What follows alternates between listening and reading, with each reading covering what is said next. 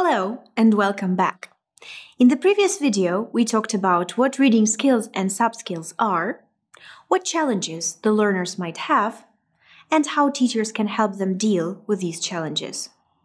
In this video, you will find out what reading exam skills are, what strategies can help do exam tasks well, what different reading task types are, and how to perfect your learners' use of exam strategies.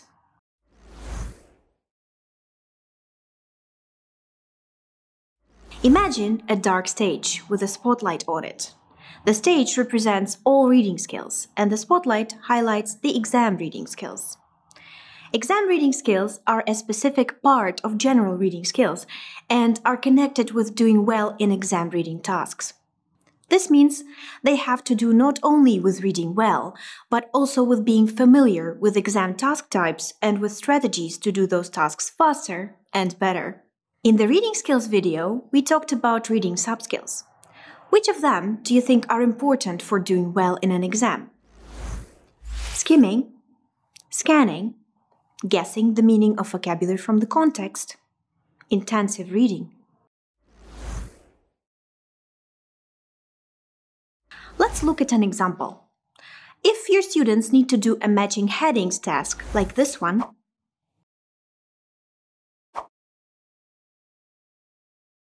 what should they do first?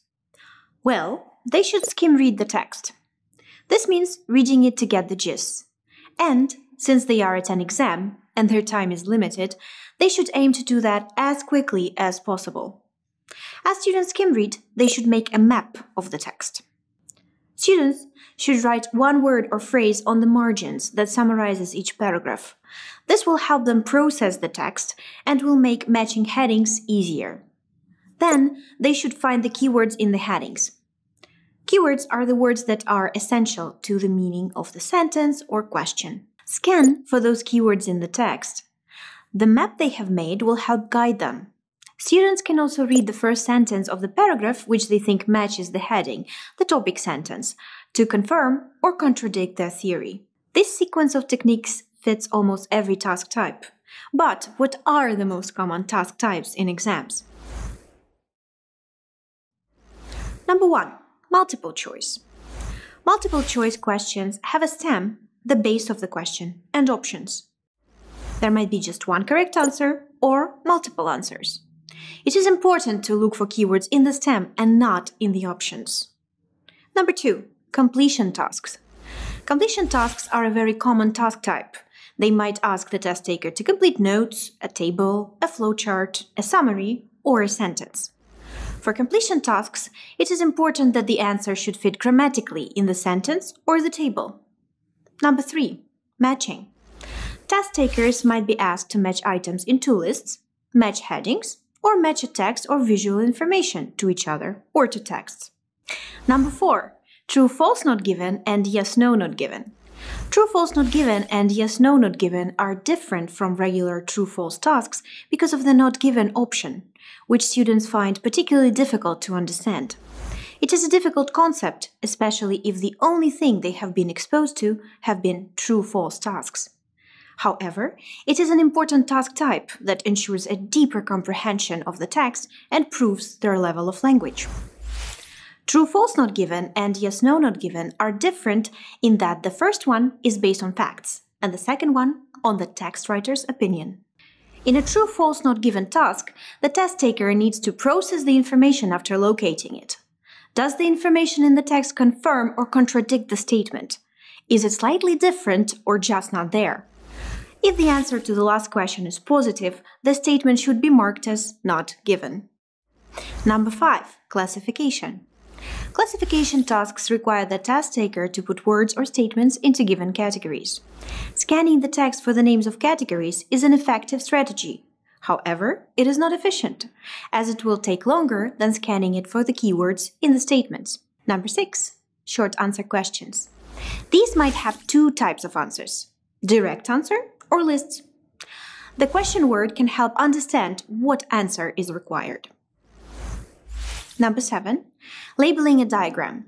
The thing about this task is that the right answer might be found in one paragraph or in several paragraphs. It is also crucial to locate the first question and to understand the order, clockwise, counterclockwise, in which the labels are arranged. Within any question type, the strategy we used before can be generalized like this. 1. Skim read the text. 2. Make a map of the text. 3. Find the keywords in the question. 4. Scan the passage for the keywords or their synonyms or paraphrases. And 5. Find the answer around the keywords. So, how can we teach our learners to use the strategies efficiently? Let's look at the two most important strategies in more detail. Skim reading. With skim reading, speed is of the essence. It allows the test takers not only to be mindful of their time at the exam, but also ensures they are actually skim reading and not just reading. A good exercise to develop skim reading is setting a time limit of 3 minutes for your learners to read a text, and then asking them to summarize the main idea of the text. With time, they should gradually progress from reading every word carefully to grasping the gist. One important thing to remember in an exam: the test taker is not actually meant to read the text in the classical sense described in our previous video. Instead, they should get in, find the answers, and that's it. This might be difficult for those learners who like reading extensively, for pleasure. Scanning. There are several techniques that can help develop scanning. Here are a few diagrams that you can suggest your learners try.